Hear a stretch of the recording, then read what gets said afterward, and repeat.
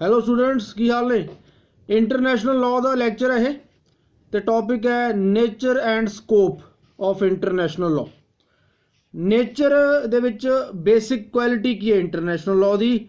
ਆਪਾਂ ਇੱਥੇ international law ਨੂੰ ਐਨਾਲਾਈਜ਼ ਕਰਨਾ ਹੈ, ਉਸ ਨੂੰ ਜਾਣਨਾ ਹੈ, ਪਤਾ ਕਰਨਾ ਹੈ ਕਿ ਵਾਕਈ ਇੰਟਰਨੈਸ਼ਨਲ ਲਾਅ ਕੋਈ ਲਾਅ ਹੈ ਕਿ ਜਸਟ ਇੱਕ ਪੋਜ਼ਿਟਿਵ ਮੋਰੈਲਿਟੀ ਹੈ, ਜਸਟ ਇੱਕ ਨੈਤਿਕਤਾ ਹੈ ਵੀ ਦੇਸ਼ ਖੁਦ ਮੰਨਦੇ ਨੇ ਇੰਟਰਨੈਸ਼ਨਲ ਲਾਅ ਨੂੰ, ਉਹਨਾਂ ਦੀ ਆਪਦੀ ਮਰਜ਼ੀ ਕਰਕੇ ਹੈ ਕਿ ਉਹ ਮੰਨਦੇ ਨੇ। ਕੋਈ ਦਬਾਅ ਨਹੀਂ ਹੈਗਾ ਬਾਹਰਲਾ, ਕੋਈ ਬਾਹਰਲਾ ਦਬਾਅ ਨਹੀਂ ਹੈ, ਕੋਈ ਡਰ ਨਹੀਂ ਹੈ। ਆਪਦੀ ਮਰਜ਼ੀ ਨਾਲ ਦੇਸ਼ ਮੰਨਦੇ ਹੈ, ਆਪਦੀ ਮਰਜ਼ੀ ਨਾਲ ਨਹੀਂ ਵੀ ਮੰਨਦੇ।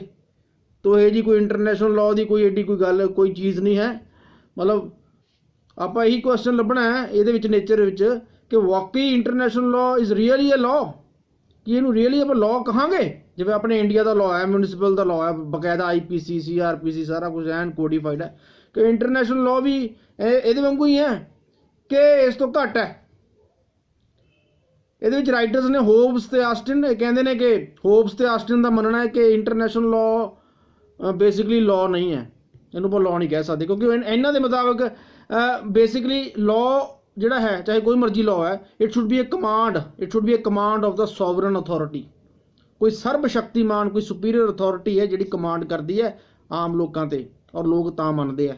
ਇੰਟਰਨੈਸ਼ਨਲ ਤੌਰ ਤੇ ਕੋਈ ਸਰਬ ਸ਼ਕਤੀਮਾਨ ਅਥਾਰਟੀ ਨਹੀਂ ਹੈ, ਕਿਉਂਕਿ ਸਾਰੇ ਦੇਸ਼ ਬਰਾਬਰ ਨੇ। ਕੋਈ ਇੱਕ ਦੇਸ਼ ਦੂਸਰੇ ਤੋਂ ਉੱਪਰ ਨਹੀਂ ਹੈ, ਜਿਹੜਾ ਕਿ ਦੂਸਰੇ ਦੇਸ਼ ਦੇ ਉੱਪਰ ਕੋਈ ਰੋਬ ਮਾਰਦੇ ਜਾਂ ਕੋਈ ਉਹਨੂੰ ਕਹੇ ਕਮਾਂਡ ਕਰੇ। ਸਾਰੇ ਬਰਾਬਰ ਨੇ ਸਟੇਟਸ ਦੇ ਵਿੱਚ, ਕਿਉਂਕਿ ਸਾਰੇ ਬਰਾਬਰ ਨੇ ਸਟੇਟਸ ਦੇ ਵਿੱਚ, ਇਸ ਲਈ there is no superior authority to enforce international law. There must be a supreme lawgiver according to them. So where there is no supreme lawgiver, there is no as such, there is no law. ठीक है। and sanctions, Austin ये कहता है कि sanction या प्रतिबंध occupies a very important place as far as enforcement of law is concerned. तो international तौर पे कोई sanctions ਹੁੰਦੀਆਂ ਹੀ ਨਹੀਂ। ਜਿਹੜੇ ਦੇਸ਼ ਨੇ, ਲੋਕ ਨੇ, ਆਡਰ ਦੇਸ਼ ਨੇ, ਉਹ ਇੰਟਰਨੈਸ਼ਨਲ ਲਾਅ ਨੂੰ ਕਿਉਂ ਮੰਨਣ? ਕਿਉਂਕਿ ਕੋਈ ਸੈਂਕਸ਼ਨਸ ਹੀ ਨਹੀਂ ਹੈ, ਕੋਈ ਡਰ ਹੀ ਨਹੀਂ ਹੈ, ਕੋਈ ਫੀਅਰ ਹੀ ਨਹੀਂ ਹੈ। ਆਪਾਂ ਆਪਣੇ ਦੇਸ਼ ਦਾ ਲਾਅ ਤਾਂ ਹੀ ਮੰਨਦੇ ਨੇ ਕਿਉਂਕਿ ਆਪਾਂ ਨੂੰ ਡਰ ਹੁੰਦਾ ਕਿ ਪੁਲਿਸ ਚੱਕ ਕੇ ਲੈ ਜਾਊਗੀ, ਅੰਦਰ ਕਰ ਦੂਗੀ। ਤਾਂ ਇੰਟਰਨੈਸ਼ਨਲ ਤੌਰ ਤੇ ਕੋਈ ਇਹੋ ਜਿਹੀ ਇੰਟਰਨੈਸ਼ਨਲ ਪੁਲਿਸ ਨਹੀਂ ਹੈ, ਇਨਫੋਰਸਮੈਂਟ ਮਸ਼ੀਨਰੀ ਨਹੀਂ ਹੈ ਅੱਛੀ। तो ये ना सारी क्वालिटीज़ ना होने करके इंटरनेशनल लॉ ਨੂੰ प्रॉपर लॉ ਆਪਾਂ नहीं कहांगे। तो यही क्वेश्चन है ना, weather international law is really a law और नॉट। ये क्वेश्चन आप नेचर विच करना है। जब नेचर का क्वेश्चन आएगा आप डिस्कस करना कि वाकई ये लॉ है कि नहीं। तो ऑस्टिन हो गया, बैंथम हो गया, हॉलैंड हो गया, वो कहते बस ये लॉ ये जस्ट अ पॉजिटिव मोरैलिटी है, देश आप मानते ने, ठीक है, आपदी मर्जी नाल मानते हैं, कोई दबाव नहीं है इंटरनैशनली, कोई यह जी कोई इंटरनैशनल ऑर्गेनाइजेशन नहीं है जी दबाव पावे देशों को कि तुसी मनो। ठीक है। तो क्योंकि इंटरनैशनल तौर पर कोई लैजिस्लेटिव मशीनरी नहीं है, कोई इंटरनैशनल पार्लीमेंट नहीं है जिवें इंडिया की पार्लीमेंट जी लॉ बनाती है। इंटरनैशनल तौर पर कोई इनफोर्समेंट एग्जीक्यूटिव मशीनरी नहीं है जिवें इंडिया विच, अपने इंडिया विच एग्जीक्यूटिव मशीनरी है ना, प्रॉपर सरकार है, अगे ब्यूरोक्रेट्स ने, सारी मशीनरी है। इंटरनैशनल तौर पर कोई यह जी मशीनरी नहीं है, कोई कार्यपालिका नहीं है। तो इंटरनैशनल तौर पर कोई जी पोर्टेंट जुडिशरी नहीं है जिवें अपनी सुप्रीम कोर्ट है। इंटरनैशनल तौर पर कोई जुडिशरी नहीं है जी पार्लीमेंट वालों लॉज बनाए, कोई लॉज इंटरनैशनली बने होण। पहली गल तो कोई लैजिस्लेटिव मशीनरी नहीं है लॉ बनाने वाली, तो जे उन्होंने इनफोर्स करने वाली पोर्टेंट कोई जुडिशरी नहीं है। ICJ कहते तो है इंटरनैशनल कोर्ट ऑफ जस्टिस, लेकिन इंटरनैशनल कोर्ट ऑफ जस्टिस की भी कमियां ने। ठीक है। वॉलंटरी जुरिसडिक्शन है, compulsory jurisdiction international court of justice की नहीं है। मैं तुहानूं इंटरनैशनल कोर्ट ऑफ जस्टिस के लैक्चर में सारा दस चुके हैं ICJ बारे, वो तुसी वो लैक्चर देखियो। क्योंकि देखो इस करके ना पोर्टेंट जुडिशरी है, ना पोर्टेंट लैजिस्लेचर है, ना पोर्टेंट एग्जीक्यूटिव है, ना इनफोर्समेंट मशीनरी है। इस करके इंटरनैशनल लॉ बहुत ज़्यादा जिहड़ा है वीक है। ठीक है। इनू आप असली मायनिਆਂ ਵਿੱਚ सही संदर्भ ਦੇ ਵਿੱਚ ਇਹਨੂੰ ਆਪਾਂ लॉ ਮੰਨ ही नहीं सकते। ਇਹ ਤਾਂ ਇਹਨਾਂ ਦੀ ਗੱਲ ਹੋ ਗਈ, ਇਹਨਾਂ ਰਾਈਟਰਸ ਦੀ ਗੱਲ ਹੋ ਗਈ, ਬੈਂਥਮ ਵਰਗਿਆਂ ਦੀ, ਆਸਟਨ ਵਰਗਿਆਂ ਦੀ। लेकिन अजकल की आप जो गल करिए, सोच हुण पुरानी हो गई है कि इंटरनैशनल लॉ नहीं है। ठीक है। क्योंकि अजकल ज़्यादातर जो जूरिस्ट ने वो ये मानते हैं कि वाकई इंटरनैशनल लॉ रियली वाकई ये लॉ है, इनू लॉ की कैटेगरी च आप कह सकते हैं। ਜ਼ਰੂਰੀ ਨਹੀਂ ਵੀ ਸੈਂਕਸ਼ਨ ਹੋਣੇ ਚਾਹੀਦੇ ਹੈ, ਪ੍ਰਤੀਬੰਧ ਹੋਣੇ ਚਾਹੀਦੇ ਹੈ, ਕਾਨੂੰਨ ਦਾ ਡਰ ਹੋਣਾ ਚਾਹੀਦਾ ਤਾਂ ਹੀ ਲੋਕ ਮੰਨਣਗੇ। ਦੇਖੋ ਕਾਨੂੰਨ ਦਾ ਡਰ ਜਾਂ ਸੈਂਕਸ਼ਨਸ ਜਾਂ ਪ੍ਰਤੀਬੰਧ ਕੋਈ ਜ਼ਰੂਰੀ ਤੱਤ ਨਹੀਂ ਹੈ ਕਾਨੂੰਨ ਦੇ, ਇਹ ਕੋਈ ਐਸੈਂਸ਼ੀਅਲ ਐਲੀਮੈਂਟ ਨਹੀਂ ਹੈ। ਤੇ ਜੇ ਆਪਾਂ ਇੰਟਰਨੈਸ਼ਨਲ ਤੌਰ ਤੇ ਗੱਲ ਕਰੀਏ ਤਾਂ ਇੰਟਰਨੈਸ਼ਨਲ ਤੌਰ ਤੇ ਸੈਂਕਸ਼ਨਸ ਉਹਨੇ ਮਜ਼ਬੂਤ ਨਹੀਂ ਹੈ ਜਿੰਨੇ ਕਿ ਮਿਊਨਿਸਪਲ ਲਾਅ ਦੇ ਵਿੱਚ ਹੁੰਦੇ। ਜਿਵੇਂ ਇੰਡੀਆ ਦਾ ਲਾਅ ਹੈ, ਸੈਂਕਸ਼ਨਸ ਬਹੁਤ ਮਜ਼ਬੂਤ ਨੇ, ਪੁਲਿਸ ਹੈ, ਸਾਰਾ ਕੁਝ ਐਨਫੋਰਸਮੈਂਟ ਮਸ਼ੀਨਰੀ ਹੈ। ਹੁਣ ਉਨੀ ਤਾਕਤਵਰ ਉਨੀ ਤਕੜੀਆਂ ਸੈਂਕਸ਼ਨਸ ਤਾਂ ਇੰਟਰਨੈਸ਼ਨਲ ਲਾਅ ਵਿੱਚ ਕੁਝ ਨਹੀਂ ਹੈ, ਕਿਉਂਕਿ ਇੰਟਰਨੈਸ਼ਨਲ ਲਾਅ ਤੇ ਇੱਕ ਬਿਖਰਿਆ ਹੋਇਆ ਡੀਸੈਂਟਰਲਾਈਜ਼ਡ ਸਿਸਟਮ ਦੇ ਵਿੱਚ ਕੰਮ ਕਰਦਾ ਹੈ। ਹਰੇਕ ਕੰਟਰੀ ਬਰਾਬਰ ਹੈ ਸਟੇਟਸ। ਤੋ ਜੇ ਸੈਂਕਸ਼ਨਸ ਦੀ ਗੱਲ ਵੀ ਕਰਦੇ ਨੇ, ਇਹ ਕਹਿੰਦੇ ਵੀ ਸੈਂਕਸ਼ਨਸ ਹੈ ਵੀ ਨਹੀਂ, ਤਾਂ ਇਹ ਗੱਲ ਹੋ ਗਈ ਪੁਰਾਣੀ। ਅੱਜ ਕੱਲ੍ਹ ਇੰਟਰਨੈਸ਼ਨਲ ਲਾਅ ਦੇ ਪਿੱਛੇ ਬਹੁਤ ਜ਼ਿਆਦਾ ਸੈਂਕਸ਼ਨਸ ਆ ਚੁੱਕੀਆਂ ਨੇ। ਆਏ ਨਹੀਂ ਹੈ, ਦੇਸ਼ਾਂ ਨੂੰ ਮੰਨਣਾ ਪੈਂਦਾ ਹੈ। ਸੈਂਕਸ਼ਨਸ ਕੀ ਨੇ ਆਪਾਂ ਅੱਗੇ ਕਰਾਂਗੇ, ਇਹ ਡਰ ਕੀ ਨੇ, ਇਹ ਸੈਂਕਸ਼ਨਸ ਕੀ ਨੇ, ਕਿਹੜੀ ਗੱਲਾਂ ਕਰਕੇ ਇੰਟਰਨੈਸ਼ਨਲ ਲਾਅ ਮੰਨਣਾ ਪੈਂਦਾ ਹੈ ਦੇਸ਼ਾਂ ਨੂੰ। ਆਏ ਨਹੀਂ, ਆਪਣੀ ਮਰਜ਼ੀ ਨਹੀਂ ਹੈ। ਜਿਵੇਂ ਆਸਟਨ ਵਰਗੇ ਕਹਿੰਦੇ ਆਪਦੀ ਮਰਜ਼ੀ ਆ, ਵੀ ਮੰਨਣਗੇ ਨਹੀਂ ਤਾਂ ਮੰਨਣਗੇ ਨਾ ਮੰਨਣਗੇ, ਇੰਟਰਨੈਸ਼ਨਲ ਲਾਅ ਦਾ ਕੋਈ ਵਜੂਦ ਨਹੀਂ ਹੈ। ਨਹੀਂ, ਇਹ ਪੁਰਾਣੀ ਗੱਲ ਹੋ ਗਈ ਹੈ। ਇੰਟਰਨੈਸ਼ਨਲ ਲਾਅ ਵਾਕਈ ਹੈ, ਉਹ ਅੱਗੇ ਕਰਾਂਗੇ ਕਿਵੇਂ ਹੈ, ਔਰ ਸੈਂਕਸ਼ਨਸ ਕੀ ਨੇ ਉਹ ਵੀ ਆਪਾਂ ਅੱਗੇ ਕਰਾਂਗੇ। ਦੇਸ਼ ਮੰਨਦੇ ਨੇ, ਇਸ ਡਰੋਂ ਮੰਨਦੇ ਨੇ ਕਿ ਅਗਰ ਜੇ ਉਹ ਨਹੀਂ ਮੰਨਣਗੇ ਤਾਂ ਉਹਨਾਂ ਦੇ ਖਿਲਾਫ ਸੈਂਕਸ਼ਨਸ ਲੱਗ ਜਾਣਗੀਆਂ। ਇਕਨੋਮਿਕ ਸੈਂਕਸ਼ਨਸ ਨੇ, ਪੋਲੀਟੀਕਲ ਸੈਂਕਸ਼ਨਸ ਨੇ, ਮਿਲਟਰੀ ਸੈਂਕਸ਼ਨਸ ਨੇ, ਸਪੋਰਟਸ ਸੈਂਕਸ਼ਨਸ ਨੇ। ਬਾਕੀ ਆਟੋ ਲਿਮਿਟੇਸ਼ਨ ਥਿਓਰੀ, ਇਹਨੂੰ ਵੀ ਤੁਸੀਂ ਨੇਚਰ ਵਿੱਚ ਡਿਸਕਸ ਕਰਨਾ। ਆਟੋ ਲਿਮਿਟੇਸ਼ਨ ਥਿਓਰੀ ਕੀ ਹੈ, ਆਪਣੇ ਪਰ ਆਪ ਕੁਤਰ ਦੇਣਾ। ਹਰੇਕ ਦੇਸ਼ ਜਿਹੜਾ UN ਦਾ ਮੈਂਬਰ ਹੈ, ਵਰਲਡ ਵਾਰ ਸੈਕੰਡ ਤੋਂ ਬਾਅਦ ਜਿਹੜੇ ਦੇਸ਼ ਜਿਹੜੇ ਹਾਰੇ ਹੋਏ ਸੀ ਤੇ ਜਿਹੜੇ ਜਿੱਤੇ ਹੋਏ ਸੀ, ਸਾਰਿਆਂ ਨੇ ਮਿਲ ਕੇ ਇੱਕ ਯੂਨਾਈਟਿਡ ਨੇਸ਼ਨ ਬਣਾਇਆ। ਉਹਦਾ ਤੁਸੀਂ ਟੌਪਿਕ ਜਿਹੜਾ ਹੈ ਮੈਂ ਪਹਿਲਾਂ ਡਿਸਕਸ ਚੁੱਕਿਆ ਕਿਸੇ ਹੋਰ ਵੀਡੀਓ ਵਿੱਚ। ਤਾਂ ਯੂਨਾਈਟਿਡ ਨੇਸ਼ਨ ਦੇ ਜਿਹੜੇ ਮੈਂਬਰ ਨੇ, ਆਪਾਂ ਵੀ ਮੈਂਬਰ ਹਾਂ, ਤਾਂ ਅਸੀਂ ਸਾਈਨ ਕੀਤੇ ਹੋਏ ਉੱਥੇ। ਤਾਂ ਆਪਾਂ ਜਿਹੜਾ ਅਸੀਂ ਇਹੀ ਕਹਿੰਦੇ ਆ ਕਿ ਅਸੀਂ ਜਿਹੜਾ ਹੈ ਅੱਗੇ ਤੋਂ ਪੀਸ ਰੱਖਾਂਗੇ। ਠੀਕ ਹੈ, ਆਪਾਂ ਆਪਸ 'ਚ ਨਹੀਂ ਲੜਨਾ। ਹਰੇਕ ਦੇਸ਼ ਨੇ ਸਾਈਨ ਕਰਕੇ ਉੱਥੇ ਇਹ ਕਿਹਾ ਹੈ ਕਿ ਅਸੀਂ ਆਪਸ 'ਚ ਪੀਸਫੁਲ ਇਨਵਾਇਰਨਮੈਂਟ ਰੱਖਾਂਗੇ। ਅਸੀਂ ਕਿਸੇ ਹੋਰ ਦੇਸ਼ ਦੇ ਐਗਰੈਸਿਵਲੀ ਅਸੀਂ ਵਾਰ ਨਹੀਂ ਕਰਨਾ, ਅਸੀਂ ਕਿਸੇ ਦੇਸ਼ ਦੀ ਟੈਰੀਟਰੀ ਨਹੀਂ ਖੋਣੀ, ਅਸੀਂ ਫਲਾਣਾ ਨਹੀਂ ਕਰਨਾ, ਅਸੀਂ ਐ ਨਹੀਂ ਕਰਨਾ, ਤਾਂ ਕਿ ਵਰਲਡ ਦਾ ਮਾਹੌਲ ਸਹੀ ਬਣਿਆ ਰਹੇ ਔਰ ਵਰਲਡ ਵਾਰ 3 ਦੀ ਕੋਈ ਨੌਬਤ ਨਾ ਆਵੇ। ਤਾਂ ਆਪਣੇ ਪਰ ਆਪ ਕੁਤਰੇ ਨੇ। ਇਹ ਜਿਹੜੀ ਐਕਸਪੈਂਸ਼ਨਿਸਟ ਸੋਚ ਹੈ ਉਹ ਖਤਮ ਕੀਤੀ ਹੈ ਕਿ ਅਸੀਂ ਆਪਣਾ ਦੇਸ਼ ਫੈਲਾਉਣਾ ਹੈ, ਅਸੀਂ ਅਗਰੈਸਿਵ ਹੋਣਾ ਹੈ, ਅਸੀਂ ਦੂਸਰਿਆਂ ਦੀ ਟੈਰੀਟਰੀ ਨੂੰ ਆਪਣੀ 'ਚ ਮਿਲਾਉਣਾ। ਜੇ ਹਰੇਕ ਦੇਸ਼ ਐਂ ਸੋਚਣ ਲੱਗ ਗਿਆ, ਫਿਰ ਵਰਲਡ ਵਾਰ 3 ਨੂੰ ਕੋਈ ਰੋਕ ਨਹੀਂ ਸਕਦਾ।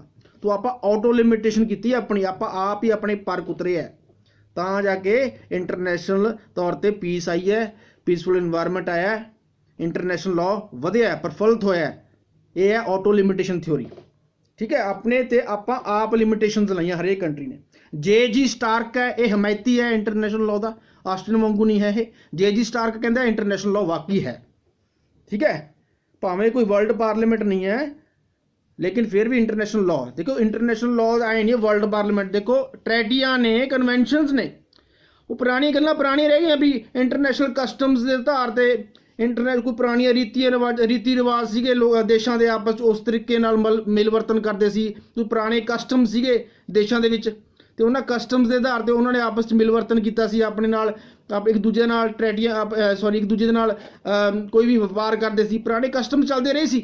ਜਦੋਂ ਇੰਟਰਨੈਸ਼ਨਲ ਲਾਅ ਪ੍ਰੋਪਰਲੀ ਬਣਿਆ ਨਹੀਂ ਸੀ ਨਾ, ਉਦੋਂ ਕਸਟਮਸ ਚੱਲਦੀਆਂ ਸੀਗੀਆਂ, ਰੀਤੀ ਰਿਵਾਜ ਚੱਲਦੇ ਸੀ ਇੰਟਰਨੈਸ਼ਨਲ ਤੌਰ ਤੇ। ਅੱਜ ਕੱਲ੍ਹ ਦੇ ਸੰਦਰਭ ਵਿੱਚ ਉਹ ਰੀਤੀ ਰਿਵਾਜ ਤੇ ਕਸਟਮਸ ਹੋ ਗਏ ਖਤਮ। ਤੇ ਇਹ ਜਿਹੜੇ ਆਸਟਿਨ ਬੈਂਥਮ ਵਰਗੇ ਕਹਿੰਦੇ ਆ, ਉਹਨਾਂ ਨੂੰ ਇਹ ਗੱਲ ਸਮਝਣੀ ਚਾਹੀਦੀ ਹੈ ਕਿ ਅੱਜ ਕੱਲ੍ਹ ਦੇ ਸੰਦਰਭ ਦੇ ਵਿੱਚ, ਅੱਜ ਕੱਲ੍ਹ ਦੇ ਸਿਨੈਰੀਓ ਦੇ ਮਾਡਰਨ ਪੀਰੀਅਡ ਦੀ ਆਪਾਂ ਜੇ ਗੱਲ ਕਰੀਏ, ਇਹ ਕਸਟਮਸ ਦੀ ਥਾਂ ਲੈ ਲਈ ਹੈ ਟ੍ਰੈਟੀਜ਼ ਨੇ, ਲਾਅ ਮੇਕਿੰਗ ਟ੍ਰੈਟੀਜ਼। ਇਹ ਟ੍ਰੈਟੀਜ਼ ਇੱਕ ਤਰ੍ਹਾਂ ਦੇ ਕੰਟਰੈਕਟ ਹੁੰਦੇ ਨੇ ਅਡਡ ਕੰਟਰੀਆਂ ਦੇ ਵਿੱਚ, ਟ੍ਰੇਡ ਰਿਲੇਟਡ।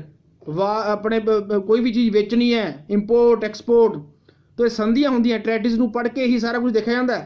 ਇਹ ਵੀ ਤਾਂ ਲਾਅ ਹੀ ਹੈ, ਇਹ ਵੀ ਤਾਂ ਕੋਡੀਫਾਈਡ ਲਾਅ ਹੀ ਕਹਾਂਗੇ ਇੱਕ ਤਰ੍ਹਾਂ ਦਾ, ਹਾਲਾਂਕਿ ਪੂਰਾ ਕੋਡੀਫਾਈਡ ਨਹੀਂ ਹੈ।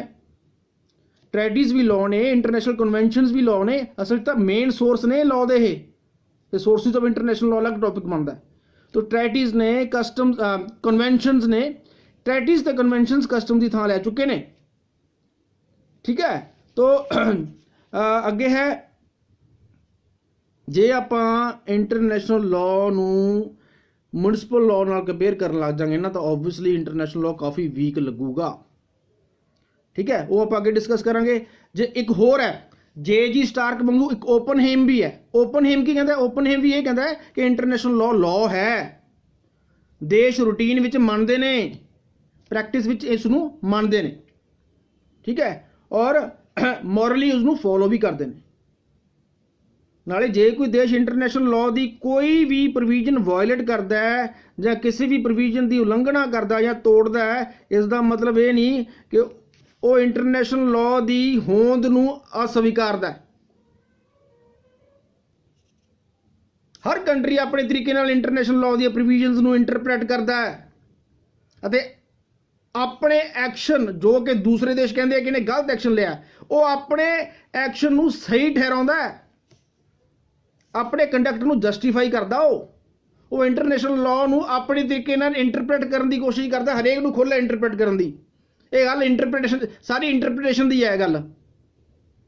तो अगर कोई गिल्टी कंट्री है, अगर उसने कोई गलत एक्शन लिया है जो इंटरनेशनल लॉ की वायलेशन मनी जाती है, वो अपने तरीके नाल कहता जो भी मैं एक्शन लिया सही लिया जी, मैं इंटरनेशनल लॉ की वायलेशन नहीं की, मैनू ये हक है, ये अपनी फॉर एग्जाम्पल और सैल्फ डिफेंस वास्ते उन्हें कोई एक्शन लिया, वो कहता जी मेरे ते एग्रेशन की जा रही सी, इसलिए मैं अपनी सैल्फ डिफेंस विच ये एक्शन लिया उस कंट्री के खिलाफ, इसलिए मैं नहीं वायलेट किया इंटरनेशनल लॉ, उसने किया है। तो ये ICJ डिसाइड करूगी।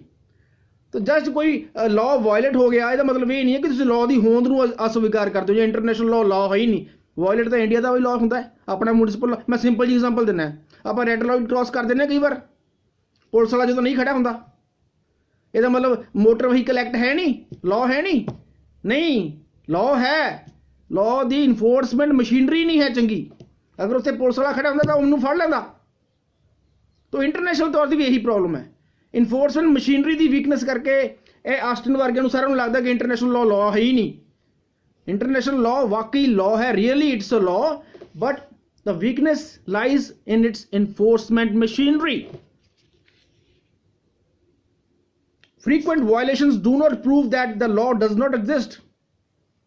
इंटरनेशनल कानून की बार बार उल्लंघना होने का मतलब ये नहीं कि इस कानून की होंद ही नहीं है। Even municipal law और state laws are also frequently violated by the people. देशों के घरेलू कानून भी तो बार बार वायलेट होंगे ने लोगों वालों, पर यदा मतलब ये तो नहीं कि कोई कानून है ही नहीं देशों का आपदा। कानून है, इंटरनेशनल लॉ भी है, देशों का कानून भी है, पर इन्फोर्समेंट मशीनरी तकड़ी नहीं है।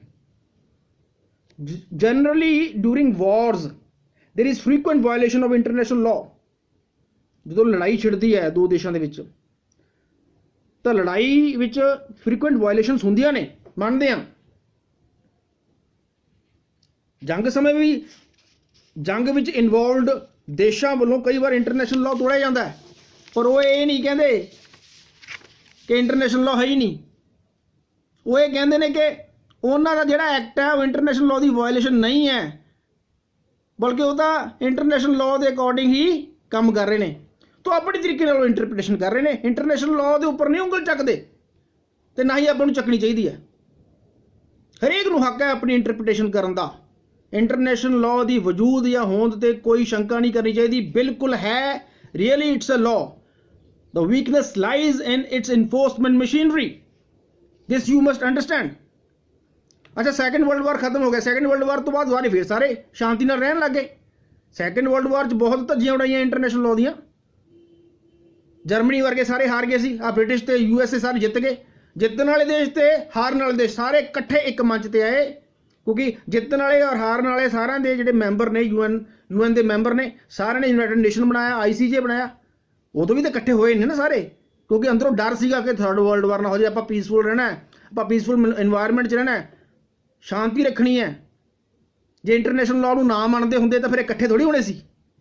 वायलेशन जरूर की है इन्होंने, लेकिन बाद इकट्ठे भी होए है, यूनाइटेड नेशनस बनया, ICJ बनया, सिक्योरिटी काउंसिल बनया, मिल वर्त के सारे काम करते हैं और प्रेशर बना के रखते हैं हरेक ते कि कोई कंट्री वायलेशन ना करे। तो ये की है, इंटरनेशनल लॉ का डर ही है। वायलेशन का मतलब ये नहीं है कि लॉ है ही नहीं। समझ आ गई कि नहीं आ गई? तो आजकल इंटरनेशनल डिस्प्यूट जो भी पैदा होंगे है, प्रॉपर मशीनरी बनी हुई है, ICJ बनया हुआ है, सिक्योरिटी काउंसिल है, इंटरनेशनल क्रिमिनल कोर्ट बनी हुई है जिथे क्रिमिनल केस जाते हैं।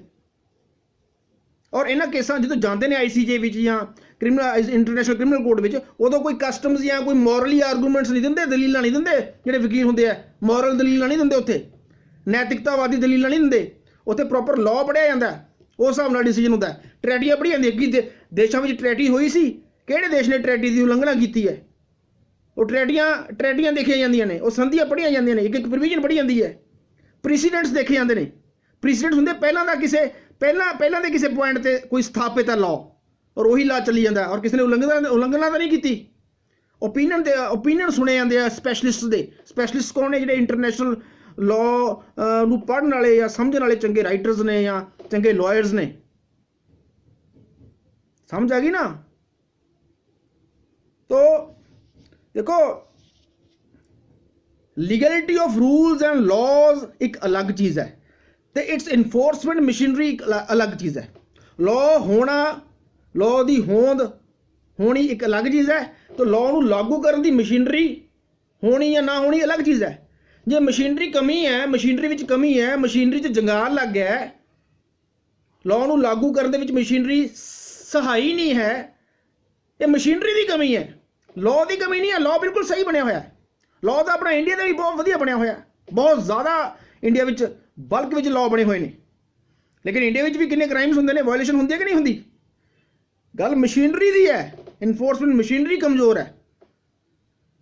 लोग वायलेट करते हैं, लोगों को नॉलेज नहीं है, लोगों को एजुकेशन नहीं है, लोगों को लॉ वाले पता नहीं है, पता होना चाहिए, लेकिन लॉ तो है ना। तो एवं जिमें इंटरनेशनल लॉ भी है, इट्स डेफिनेटली है लॉ, तो इट्स बिकम्स वीक। देखो इंटरनेशनल लॉ जो म्यूनिसिपल लॉ नाल स्टेट लॉ नाल कंपेयर कर ला जाके, फिर अपन वो वीक लगूगा ही लगूगा। Don't compare them.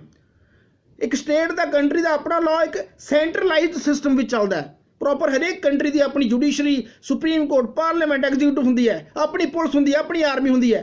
लोग ताही तो मनते हैं, डरते हैं, सैंक्शन प्रॉपर होंगे, प्रतिबंध होंगे, जेलां होंदियां। इंटरनेशनल तौर पर नहीं है जा कुछ, इंटरनेशनल तौर पर हरेक कंट्री अलग अलग है, हरेक का स्टेटस बराबर है, कोई किसी ते जोर नहीं पा सकता, रोब नहीं मार सकता। ये तो इकट्ठे हुए ने आपस च, एक जनरल असैंबली बनाई है, UN बनाया है, जो अदारे बनाए ने इंटरनेशनल तौर पर ऑर्गेनाइजेशन बनाई है, ताकि वर्ल्ड में पीस बना रहे। कोई सेंट्रलाइज सिस्टम नहीं है, डिसेंट्रलाइज सिस्टम में ऑपरेट होंगे इंटरनेशनल लॉ। ये ध्यान रखो, आप कंपेयर ना करन लग जी आपस में। जो म्यूनिसिपल लॉ नूं इंटरनेशनल लॉ नूं कंपेयर करते हैं, ऑब्वियसली इंटरनेशनल लॉ वीक होगा। ICJ के डिसीजन जिहड़े है बाइंडिंग ने पार्टियां दे, बिल्कुल बाइंडिंग ने। और आर्टिकल 94 भी यही कहता है कि अगर ICJ ने किसी डिसीजन देता, किसी डिस्प्यूट ते, दो पार्टियां ने ना, दोनों की डिस्प्यूट है, ICJ चले गए, ICJ ने डिसीजन देता तो पार्टियों को मनना पैना है। एक पार्टी जितती है, एक पार्टी हारती है, तो जे हारन वाली पार्टी डिसीजन नहीं मनूगी तो जितती हुई पार्टी उसके खिलाफ सिक्योरिटी काउंसिल जा सकती है, या ICJ खुद वो मसला सिक्योरिटी काउंसिल भेज सकता है। सिक्योरिटी काउंसिल की है? सिक्योरिटी काउंसिल एक तरह का बहुत बड़ा डंडा है लोग देशों से।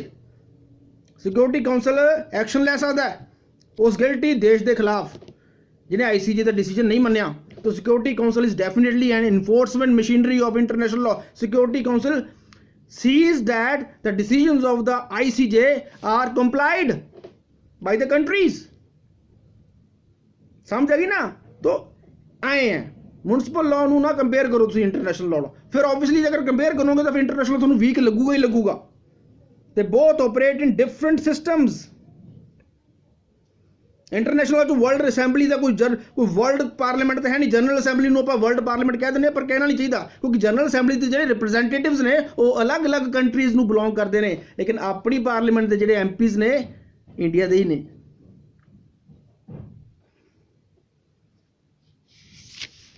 ICJ की गल करिए, देखो ICJ की कंपलसरी जुरिडिक्शन नहीं है, मैं मानता। जे पार्टियां खुद चाहणगियां तां ही डिस्प्यूट ICJ जाऊगा, नहीं तो नहीं जा सकता। ये फ्लॉ है, ये वीकनेस है। ICJ की जुरिडिक्शन कंपलसरी नहीं है। अगर दो पार्टी की डिस्प्यूट पैदा होता दो देशों, अगर अगर दोनों चाहणगियां तां ही ICJ जाऊगा, लेकिन एक बार चलिया गया तो ICJ के डिसीजन मनना पऊगा। फिर उन्होंने parties are bound to follow the decision of the ICJ, and if any party does not obey the decision of the ICJ, the other party can go to the Security Council, and Security Council can take necessary action against the guilty party। So don't compare international law with the municipal law. Obviously, it will definitely, international law will definitely seem to be weak if we start comparing them, both of them. Both of them operate in different systems. And you know, international law does not have proper legislative machinery. Internationally, there is no proper legislature. Internationally, there is no proper executive. Internationally, there is no proper judiciary and other wings which we have in our national system. See, besides all this, we should appreciate that international law is constantly developing. Its scope is expanding day by day. It's a dynamic concept. International law adopts itself according to the new modern circumstances. It changes every day. So this is the scope of international law. We should not deny the existence of international law. International law is very important in order to make this world a peaceful planet. There should be some rules and regulations in order to make this world a peaceful planet. Otherwise, nobody can stop anybody fighting with each other. Surely World War III will come if there are no rules and regulations internationally, and the states are not they don't feel bound to obey these rules. They have to obey these rules. So those writers like Austin and all these Bentham, they try to point out finger on international law. I would say that they should, obviously they are not now here in our world, they have gone to heaven, but at least in modern circumstances their theory is totally gone. And in modern theory यही है कि international law वाकई law है and it does exist. And this is the scope, this is the nature of international. Thank you very much.